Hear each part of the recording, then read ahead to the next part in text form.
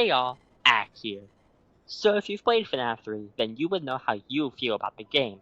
Whether you like it, you hate it, or you really don't care. That's just your opinion. But I have my own opinion about the game, and I hate the game. So that's what I'm going to be talking about in this video, why I hate Five Nights 3. Let's begin.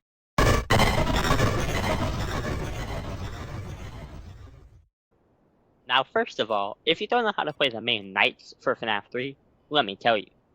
The whole game is about keeping this thing, Springtrap, away from your office. The only way to do that is to use these audio lures to lure him away from your office, and to keep him as far away as possible. You can also enter these vents, which is a quicker way to your office, but you can seal them, preventing him from using them. Sounds kinda fun? Well, it's not!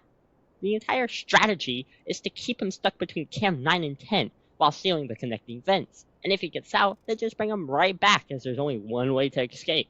The entire time you're just watching two cameras, switching between them and pressing one button. That's not fun! The only thing that keeps this game from being so painfully boring are the errors, one phantom, and him escaping. The errors are what prevent you from using your cams the entire games. You either need to reboot the cameras itself, the audio lure, or fix the ventilation. The phantoms are little distractions that attack you throughout the night, but only 1 out of the 6 phantoms are a threat. I'll talk about them later though. Springtrap escaping is only fun for like 2 seconds before it instantly becomes unfun. And here's why.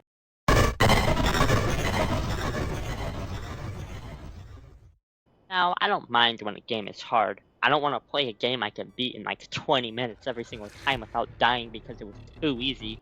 But I also don't want to play a game I die every 10 seconds. FNaF 3 though is not easy, it's way too hard. If you get unlucky and have Springtrap move during an error, then good luck getting him back, because he moves way too much, to the point where it's easy to lose him. It doesn't help that half the time he doesn't listen to your words at all. The vents don't help either, because it's impossible to tell what vent he's entered without looking through all of them until you find him. What makes it worse is that every single vent leads straight to your office. So if he goes through that vent, your run is over. Speaking of which, he likes to take forever to kill you once he reaches your office. Another hard and annoying thing about this game are the errors. They always seem to go off at the wrong times, and you only have like 2 uses of your audio lure until it runs out. Then there's the ventilation error. If you leave this on for too long, which you probably never will, eventually you'll start seeing 2 spring traps, and it's literally impossible to tell which spring trap is which. So you could be luring a fake Springtrap away from you the entire time without knowing it, and eventually just die to the real one.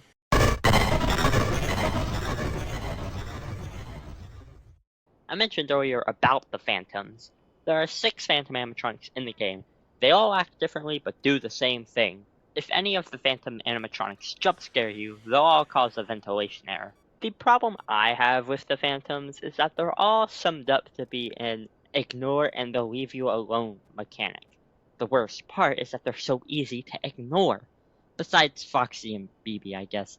Phantom Foxy is probably the only threat in the entire game, and even then, Foxy appears right next to the button of the panel, meaning his jump scare is literally useless because you're right there to fix the ventilation.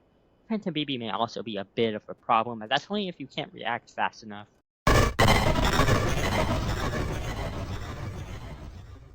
Believe it or not, but this game isn't all too bad.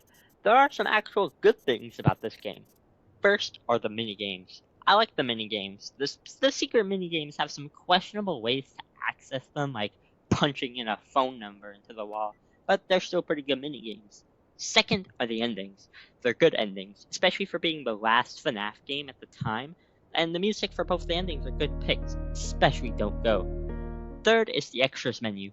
This game introduced the extras menu into the FNaF series.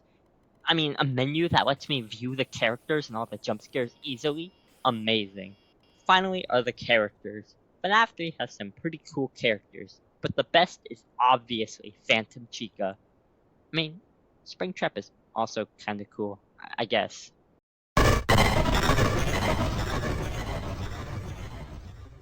Now, after all of that, those are my reasons for disliking Five Nights at Freddy's 3. I'll see you guys next time. Bye y'all.